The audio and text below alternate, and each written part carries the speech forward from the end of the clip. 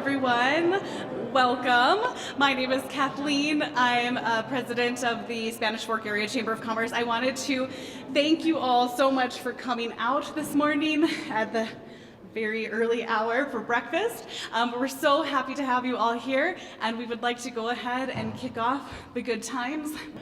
So Kevin Euler from Spanish Fork City Council is going to come and lead us in a prayer.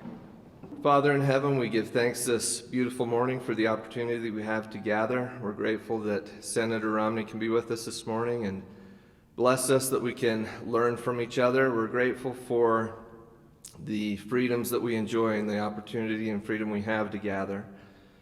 We give thanks for those who serve to protect and keep us safe and ask Thee to bless them, bless their families. We give thanks for the rain that we've received and ask that Thou would continue to bless us with more, that we can get out of the drought that we're dealing with. We're grateful for the country that we live in, the freedoms that we have, and we ask a blessing on the leaders of our country, especially President Biden. Bless them that they can turn to Thee for guidance and direction as they make decisions. And we pray for these things in the name of Jesus Christ. Amen.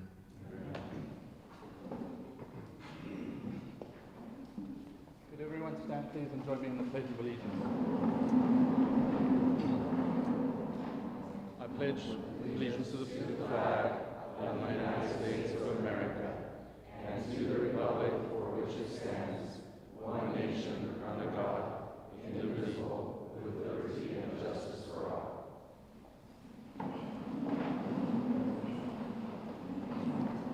We've got one more thing before we turn the time back over to Kathleen. We've got a Eric Dowdle Spanish Fork puzzle that we wanted to present to Senator Romney while he's here.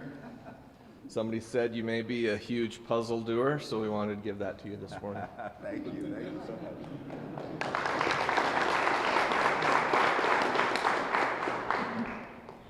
Thank you, Kevin. Thank you, Thor. Now I want to introduce, it's an honor and a pleasure to have one of our very own politicians be able to join us this morning. We have Lieutenant Governor Deidre Henderson joining us this morning. If she would grace us with just a few moments of hearing from her. Thank you.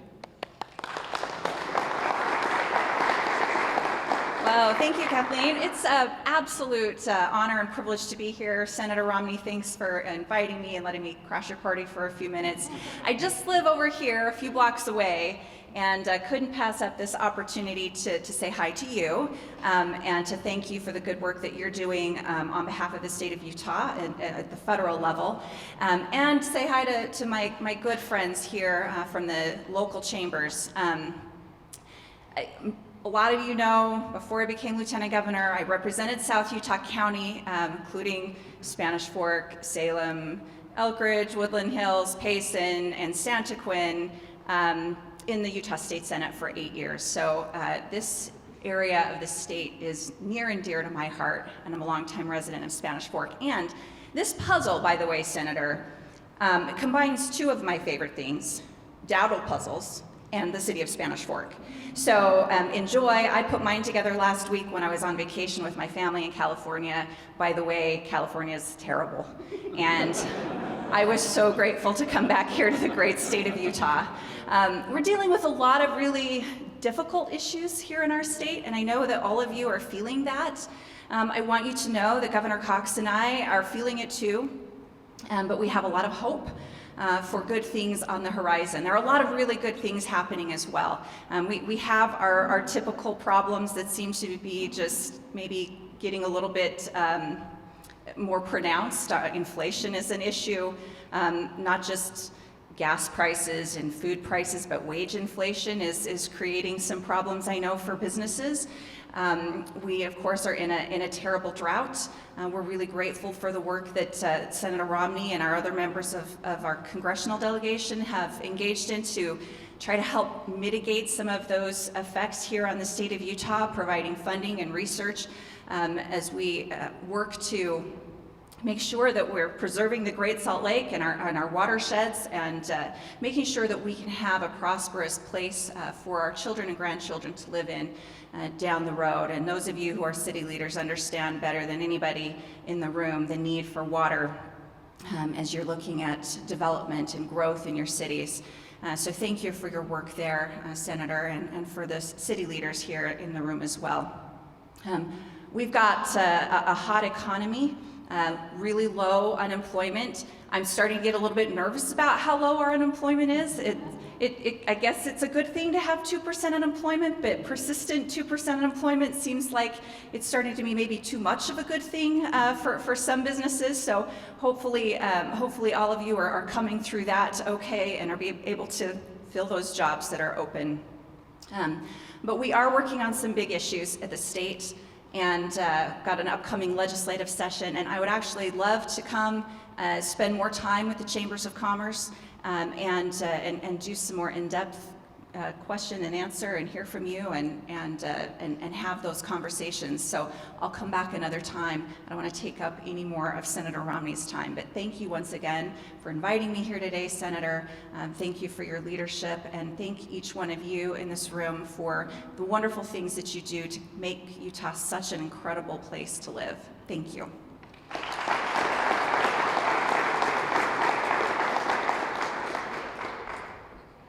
Thank you, Lieutenant Governor. My name is Stephanie Taylor. I am president of the Payson-Santaquin Chamber of Commerce, and what an exciting time to be a member of the Chamber of Commerce. I'm grateful that we have this forum to be able to meet as local leaders, business leaders with our government leaders. Often it's on a local level, but today, excitingly, it's on a federal level, and what a neat opportunity for us. What an honor. I did want to say a quick thank you to Michelle Lyons and Kathleen Levitt and Clay Crozier for orchestrating this event. I've been asked to introduce Senator Romney. I don't feel like he really needs an introduction, especially not from someone like me, but he has been serving as our Utah State Senator since 2019. So without further ado, please welcome Senator Romney.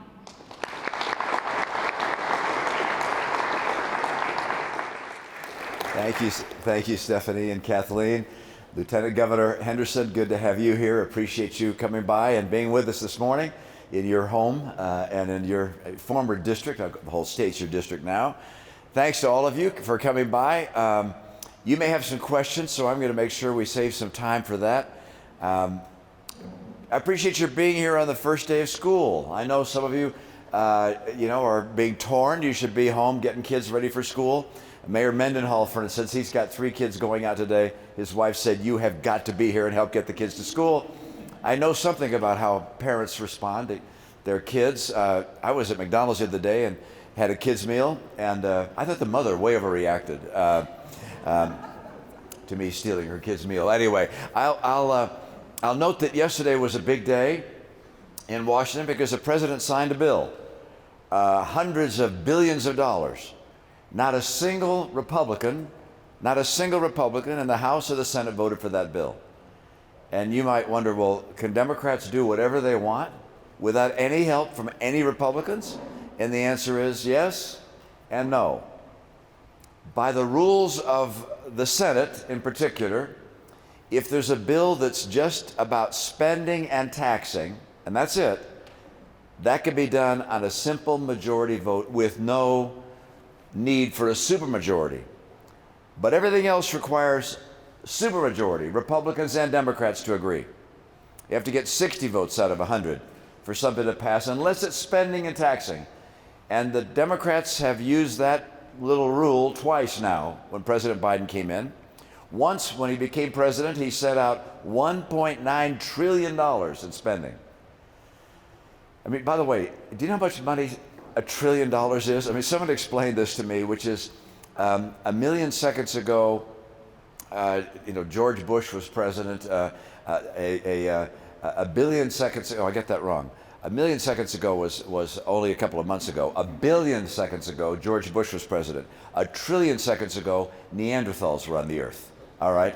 1 trillion is a lot of money. So they spent out 1.9 trillion, and that's one of the reasons we have the high inflation that we have. But then yesterday they signed, and the president signed, and the Democrats passed a bill which, again, they voted for entirely on their own. It's a bill which we didn't vote for a number of reasons. Number one, it's a lot of money, and we don't need to add more fuel to the inflation flame. But there's some things we don't like. Part of the bill, they're hiring 80,000 new IRS agents. You might think, well, how many exist now? About 65,000. So the total employment of the IRS is about 65,000. They're going to more than double the size of the IRS. So get ready for audits. By the way, where are they going to find all these auditors? I have no idea how they're going to find all these people, but they're planning on hiring a ton of people so they can audit more people and get hardworking Americans to suffer through the audit process.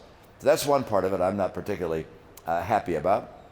The other is they're going to set prices on drugs. And you might think, well, pharmaceuticals are too expensive. I agree, but there are better ways to deal with high prices in pharmaceuticals, in my opinion, than having the government set prices.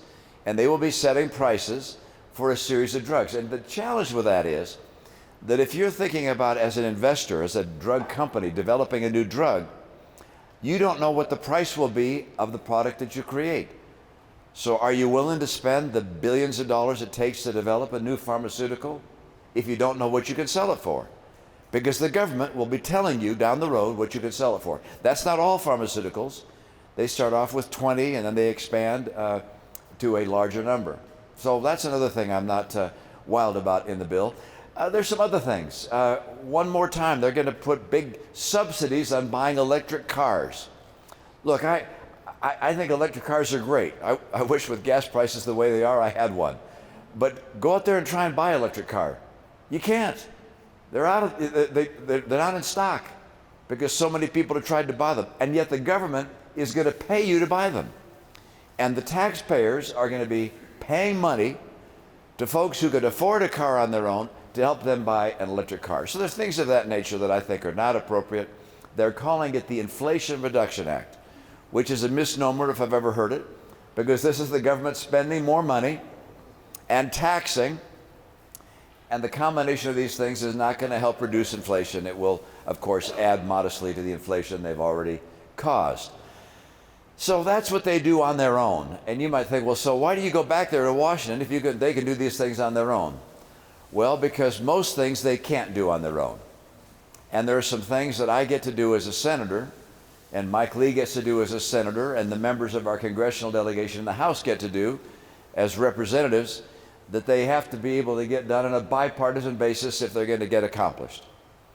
And I fell among a group of about 8 of us, 4 Democrats, 4 Republicans, that are friendly, and we work together on bipartisan priorities.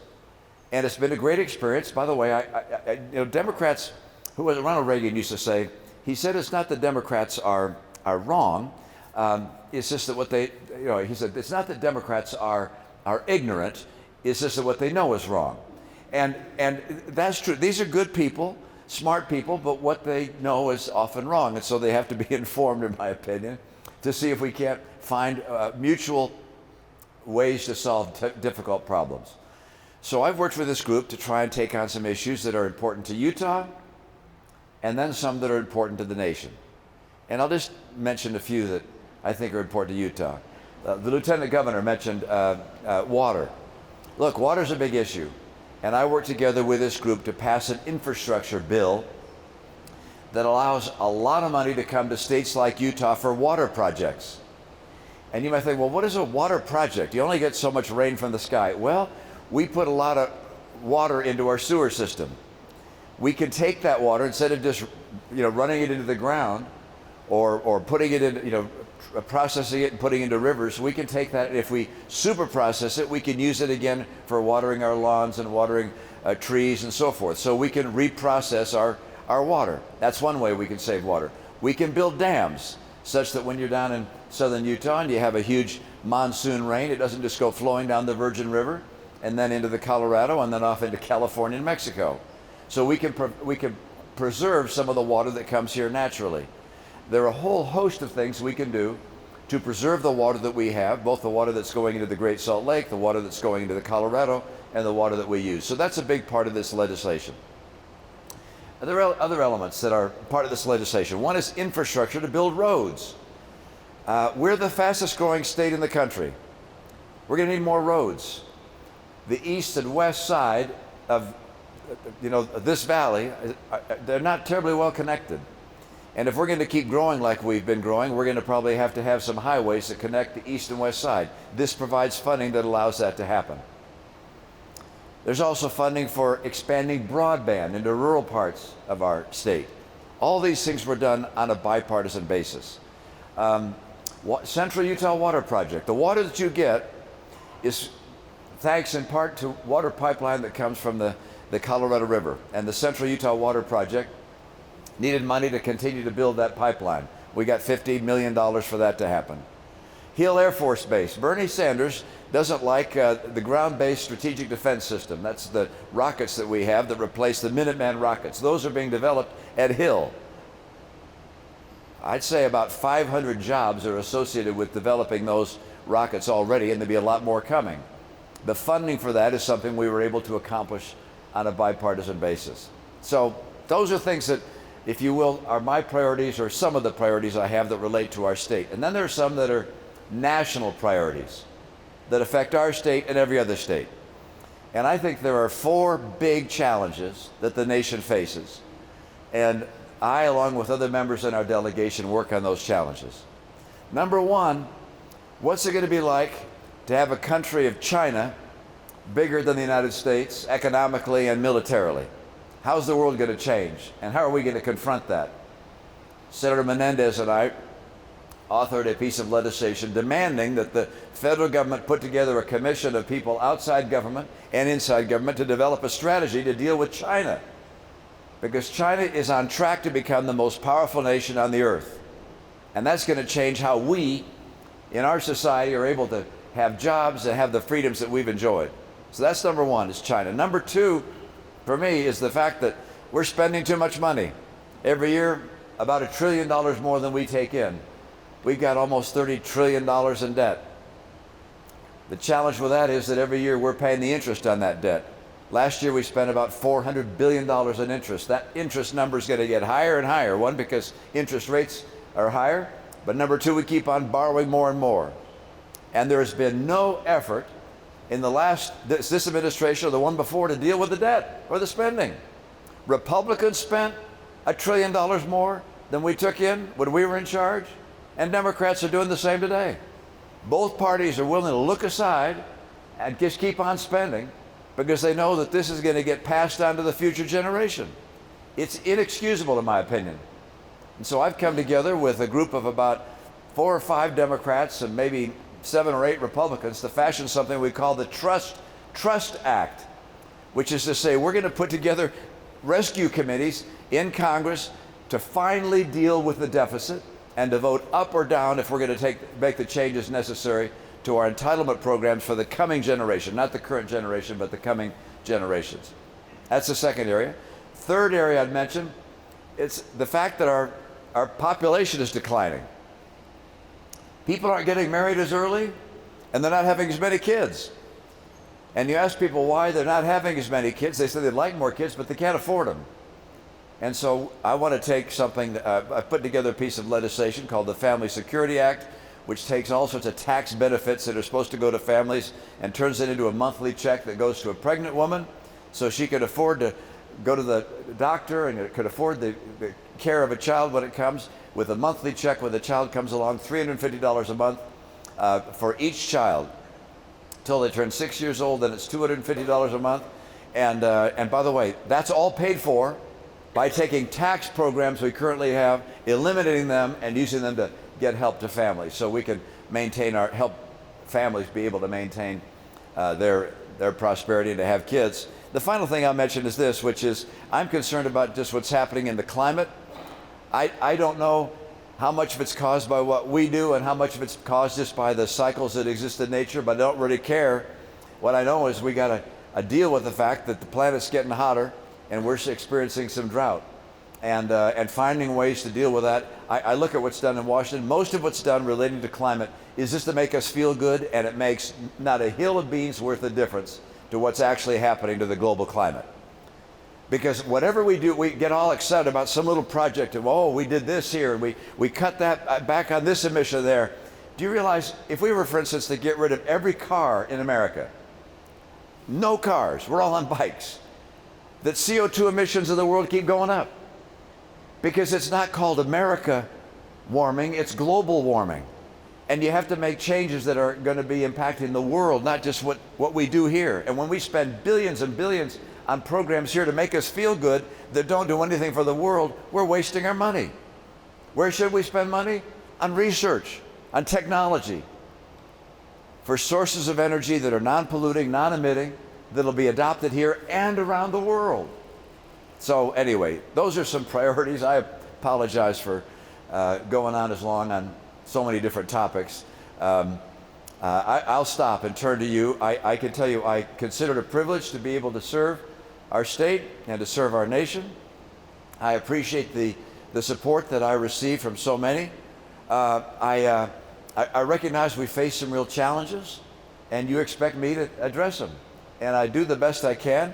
I'm open to any suggestions and advice and counsel. Someone just brought me a packet, an individual that has a pharmacy. There's some issues, I'm sure, relating to independent pharmacies compared to some of the big chains. I'm going to take a look at that and see if it's something I can deal with. But let me tell you, this is, we are open and take calls. We have an office here in Salt Lake nearby that Clay over here is happy to take any calls or questions. Kelsey Berg, many of you know Kelsey. Oh my goodness, I can't. We have Mandy here as well. It's an honor to have our team from Salt Lake here. So questions, advice, counsel that you'd like to provide, please pass them along. So with that, let me turn to you for any questions, comments, advice, counsel that you may have. It's a challenging time, but you apparently don't have kids going to school today, so appreciate your being here. Thanks, guys. Questions? Any thoughts? Yes, sir. I'm in alternative holistic healthcare, and most people agree that the health system is in crisis. What are your opinions or thoughts on how we solve the healthcare problem? Yeah, this gentleman, for those who didn't hear, he's has a health center, and it says we have a healthcare crisis. I think that's probably true. What are my plans for dealing with that? It's a big topic. I actually have a healthcare plan that I would like to see adopted by the nation. I've been interested in seeing a couple of presidents say they have a healthcare plan, but then never introduce one. And I'm not in that category. My own view is that we will be in a much better setting if we give individuals, as opposed to the government, more say in their healthcare choices. And in my plan, what I would do is say, let's take the money we're spending on Obamacare and return that to the states to craft their own systems for what they think is best for their own people, and let them have their own healthcare programs that allow people the greatest freedom to make their own choices. So when an individual gets to make a healthcare choice, my view, they can do a much better job than when government tells them how to do it for them. So I'm not wild about Obamacare, where the nation has adopted a one-size-fits-all plan that has gotten a few more people insured, but has not been able to cover the entire population of the country, and has made healthcare more expensive in our country. So my view is get the dollars back to the states, let the states craft their own programs. You know that once upon a time I served as a governor of a state, not here, Massachusetts. Our healthcare system there was entirely different than here. And we crafted a plan in Massachusetts that worked in Massachusetts. And it was very different there. But in Massachusetts, almost 98% of the people now have health insurance. And the plan did not cause us to raise taxes. The tax rate in Massachusetts, believe it or not, is the same as the tax rate in Utah. Well, it's close to the same. It's 5.3% income tax as opposed to the 5% we have. So it's about the same. And yet with that, we got everybody insured. And I would love states to be able to craft the programs that work for their own people. Some states might say, no, look, we rather than using the plan that Massachusetts used, we'd like to have health centers with people of low income being able to go to a health center. But the key for us was this, which is we insisted that individuals, before they go to the emergency room for care, the uninsured or any member of our society, they had to go to meet a primary care physician, go to a clinic, or meet a doctor first, and kept the emergency rooms from being the place where people went for care. Thank you. Good question. Yes, sir. When you are making a decision, how much do you consider what your constituents want to do or want you to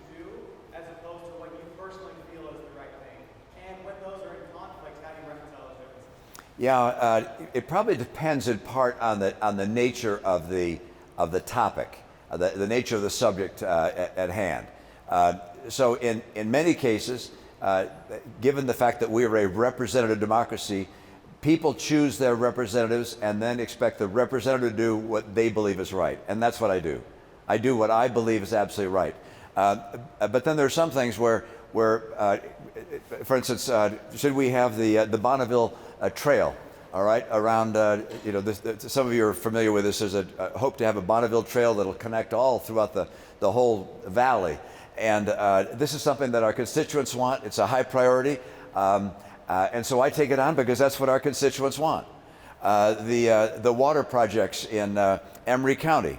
I talked to the commissioners. They say this is something they want to go forward with, something I agree with because this is something which the people at the locality have the greatest interest in. There are other issues which I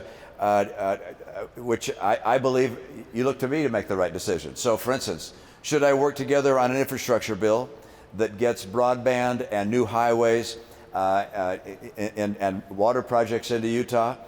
I don't take a poll of Utah residents and say, how many are in favor of the infrastructure bill? I instead negotiate that with Republicans and Democrats and do what I believe is right for our state and right for our people.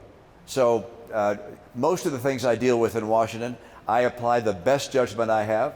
And if people say, well, I don't like his judgment in that regard, then you vote me out. But you look to those who you elect in a representative democracy as ours is to do what they believe is right. That's what you expect of me, and that's overwhelmingly the process that I follow, unless, again, there's an issue of such a local nature that I look to people in the local government or the local citizens to guide me as to what their priority might be. Thank you. Yes, ma'am.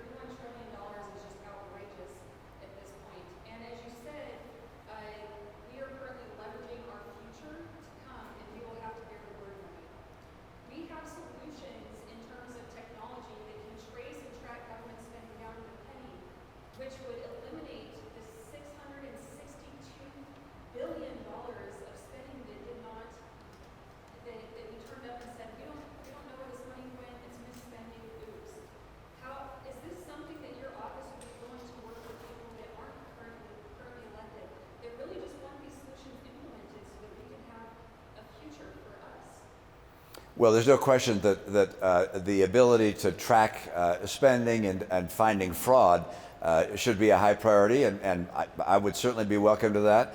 I don't know that there's something so simple as technology that allows us to do that, but I'd certainly be open to it. The Social Security Administration does that pretty well. We don't have a lot of Social Security fraud. We have some, but not a lot. They do a pretty good job. Other agencies of the government are not very good at that. And with regards to the COVID relief bills, that was a lot of money that went out in a big hurry, and we knew as we passed it on a bipartisan basis that there was going to be a lot of fraud. But the priority was people are hurting, we're going into potentially a depression with COVID shutting the whole economy, we've got to get money out.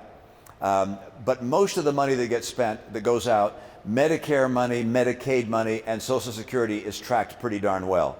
But I'm happy to look at technologies that would improve our ability to see where money's going. But let me describe why we have the debt problem we have. Why do we spend $1 trillion more than we take in? Why is that? This was a surprise to me, maybe to you as well. Of all the money the federal government spends every year, only 1/3 is voted on by me, Senator Lee, and your delegation. Only 1/3. 2/3 is automatic. We don't vote on it. Happens every year whether we vote for it or not. The 1/3, we all get very excited about the 1/3. In the 1/3 is the military. All the military spending is in that 1/3. The Justice Department, the EPA, all education, they're all in the 1/3. We vote on that we all get very animated about that. That 1/3 has been growing more slowly than the economy. That's really not the problem. The problem is the 2/3 that we don't vote on. It's all automatic. Well, what is that? Well, it's Medicare, Medicaid, Social Security, and other entitlements, interest. That's 2/3 of federal spending, and there's no vote on it. Because if a person is, quote, entitled to it by virtue of having paid into Social Security or Medicare, it's their right, they paid into it. The deal is they get these payments, and that money far exceeds what they put in. And 2/3 of federal spending is in that category, not voted on, and growing much faster than the economy. So if we're going to deal with the fact that we're sending $1 trillion more into debt every year, we're going to have to deal with the 2/3. Not for people that are retired, not for people that are coming to retirement, but for people your age that are young. People in their 30s and 40s have to understand what the deal's going to be, what the promises we can afford will be, because we can't keep spending massively more than we take in. And that's the tough nut. So the bill that I proposed, called the Trust Act, and is supported again by Republicans and Democrats, not enough yet to get it passed, but does this. It creates a rescue committee, bipartisan, bicameral, for Social Security, for Medicare, for Medicaid, excuse me, for the Highway Trust Fund. It looks at each of these funds, which are automatic, and says, how can we make sure and balance them? And some say, well, we'll have to increase the tax. Some say we'll have to change the benefit, extend the retirement years. There are all sorts of ideas. But each committee has to find a solution, then bring it back for an up or down vote on the floor of each house. Simpson Bowles did something like that. It didn't get passed. We think this is the best option to make that happen. Thank you. Yes, sir. First of all, thank you for your service. Thank you. My family and I support you, and we're grateful for your service that you represent the state of Utah. You gave an interview that aired on Sunday, Uh-huh. and at the end of that interview, you said something that kind of caught my attention. You said the country faces some enormous challenges, but good people of all faiths can come together and hopefully address those challenges to keep America the hope of the earth. And I guess I look at that, I think about religious freedoms, and I wonder if you can talk about some of the challenges that we see as a nation that can be addressed through people of faith, and what you and the rest of your colleagues as back in Washington, what do you see can be done to protect our religious freedoms? There will be an effort to strip our society in some respects of religious freedom. There's no question about that. Senator Hatch, I think, did a fine job in spearheading a Religious Restoration Act to preserve religious freedom. But there's an effort right now. There's a bill called the Equality Act in the House that's been passed in the House. It will not pass in the Senate because it won't get any Republican support. But it basically would eliminate this act, the Religious Restoration Act, and that's unacceptable.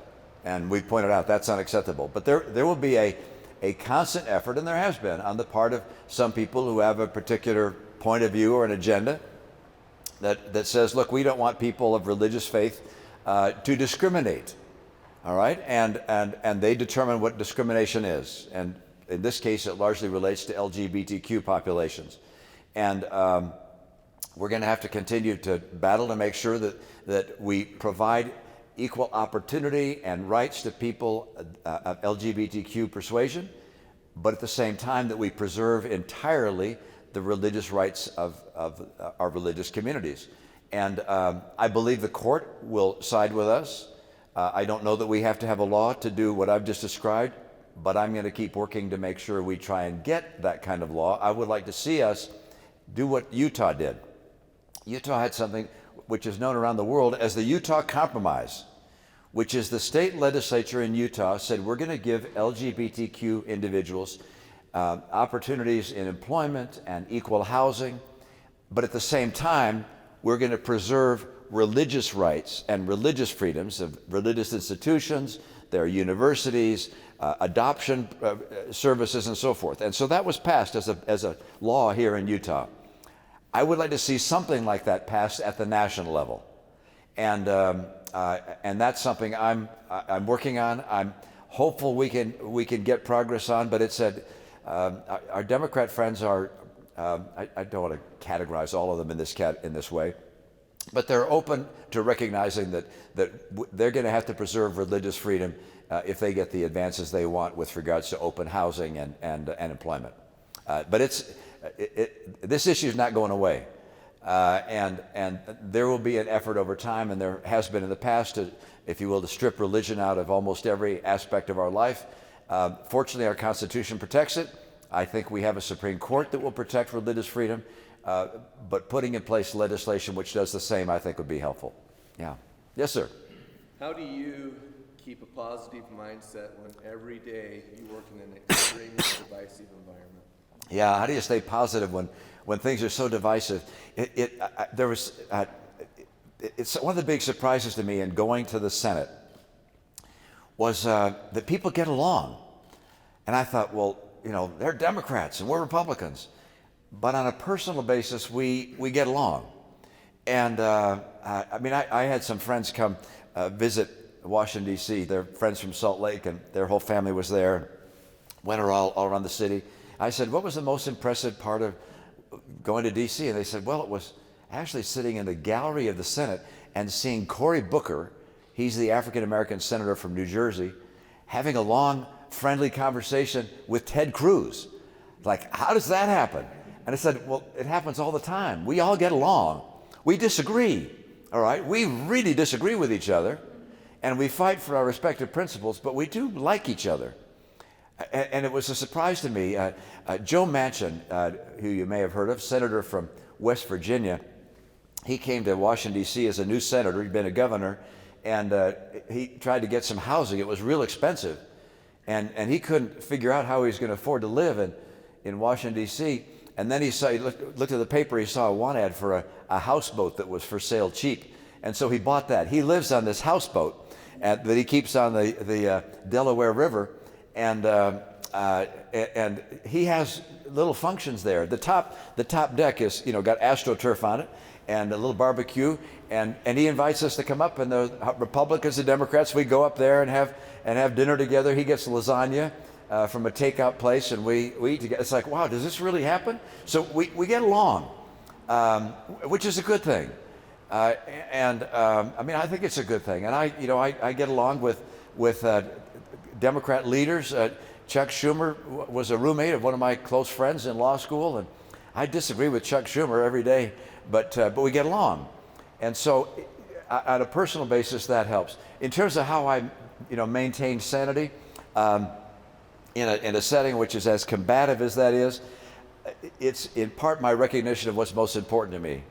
And the most important things to me are my faith and my family, and those things are in pretty good shape. Those are things that I control, and everything else I'm doing to try and help and make a difference. But as long as my faith and family come first, I'll probably be okay. Yeah, thank you. Yes, sir. Thank you for being here. Thank you for your service. I'm Henderson. I'm an eye doctor in South Utah County and also in Central Utah. You got tired of saying ophthalmologist, right? People don't. I'm an optometrist. Oh, you're an optometrist. Okay, all right. Speaking of discrimination, I practiced in Idaho for about 10 years.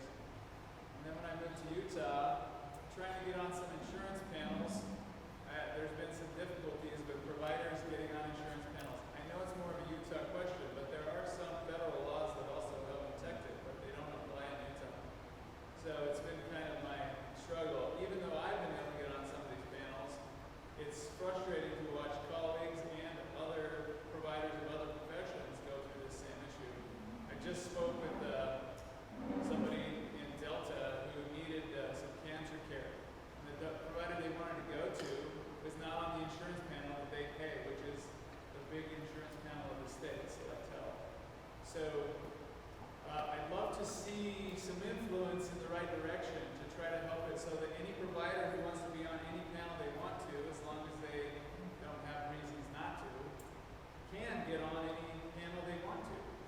And when I practiced in Idaho, that was the case. It was wonderful, there was no issues. But in Utah, there's this discriminatory practice. In my opinion, it's discriminatory.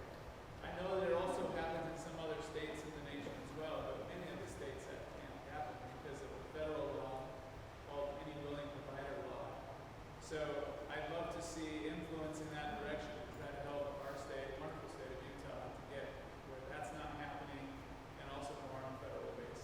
Well, Representative White is here, so having an individual from the state legislature would help in that regard. I don't know that there's any federal effort underway now that's addressing that concern. But Kelsey, if you'll disconnect probably with Jess Pavel, our medical expert, Jess Pavel, is the one that deals with medical issues and health issues, and tapping into that will be something I'm happy to do.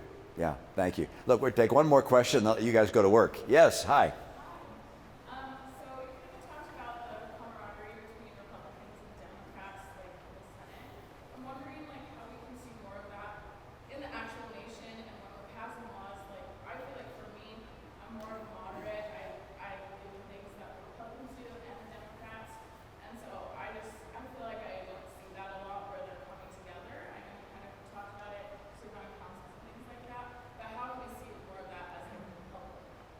Yeah, I wish I had a more optimistic answer for you, because we're coming more, we are becoming more divided, not more united. And every poll, every indicator that they look at shows us becoming more and more divided.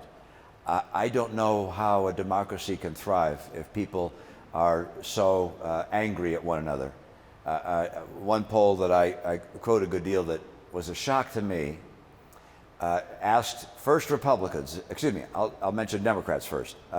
It said it interviewed Democrats and said, would you like to have your state leave the Union and become part of a new nation comprised only of blue states, Democrat states? So secede from the Union, become part of blue, and 59% of Democrats said yes. They asked the same thing of Republicans. Would you like to see your red state leave the Union, become part of a new country of only red states? 77% of Republicans said that. Now, I hope they've given some thought to just what that would mean, by the way. Like, how was the military going to work? How about our economy? I mean, we're in a battle right now for the leadership of the world with China. We're going to divide into two countries? I mean, it makes no sense at all. And yet, the majority of Republicans and Democrats, yeah, I'm so angry at the other side. It's like, guys, and what concerns me is you're seeing in Washington more and more people come that reflect that same attitude, and go to Washington to perform and to show how tough they are and to fight, but not to get anything done. And you know, I'm too old to go just to fight. I want to get some stuff done that helps, that'll make a difference. I want to find ways that we can help families that they can afford to have the kids they want. Make sure that we have the kind of military that keeps us safe and keeps nations like Russia and China from threatening us and our interests. I want to make sure that we finally stop spending more than we take in. You have to work, Republicans and Democrats have to work together to pass law. You can't pass a law with only one party. You have to get two to work. So you have to come to the middle to do that. And I mean, sometimes you have to vote for stuff that it's not 100% the way you like it, because it will not pass if the other side doesn't like it. It has to be acceptable to both. So, this is of great concern to me. And historically, in other nations that find themselves in this kind of difficulty, they either have some crisis that brings people together, or they have a great leader that stands out, that stands up and brings people together. President Biden hasn't been able to do that. President Trump wasn't able to do that. In history, Ronald Reagan did. I mean, we were divided, and there was a national malaise, and he came in with this optimism and a positive nature and helped bring us together. FDR, I wasn't around during the days of FDR, but apparently he did that. Abraham Lincoln, Winston Churchill. There have been some leaders that have brought nations together and given them strength again, but we need that kind of leader. And in the interim, we need those kind of leaders in homes, moms and dads and leaders in churches and businesses and so forth, that call on people to be social and to interact with one another, to respect one another, and to look for the common good. By the way, I recognize, in terms of who's doing the most for the country, those of you that are creating jobs and offering goods and services to the American people, that's what's doing most for the country. I'm just there to help you do your job better. Because every dollar we have to spend is only worth something if it represents a good or service produced in the private sector by you. You're helping the country. You're why we can have schools, because your taxes pay for the schools, and the people you employ allow us to pay for the schools and to care for Medicare and Medicaid, care for our seniors. My job is just to make your job easier. If I'm screwing up, tell me how to fix it. But that's what I'm here to do. I appreciate the work you do. Look forward to working with you. Wish you the very best. Have a great day. Thank you.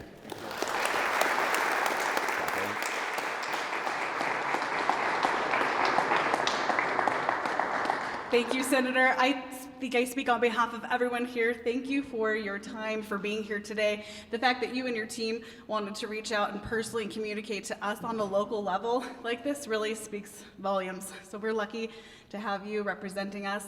I say this all the time, actually. When I saw you spoke in Lehigh, you got me to care about things I never thought I would care about because you're just so passionate about what you do, and that's lovely. So you guys, thank you all again for coming out, for volunteering your time on this important day for families, to represent yourselves, represent your business here in our local community. We could not appreciate you more. You guys enjoy the rest of this time with the senator. If you have questions that did not get asked, feel free to direct those to Mitt's team. Senator Romney's team, Clay Crozier and Mandy Grant are there in the back. If you want their contact information, feel free to reach out to me or Michelle Lines, who's a silent partner on this. She's done a lot of work to put this on, you guys, so make sure you thank Michelle as well. Thanks so much, everyone. Have a great day.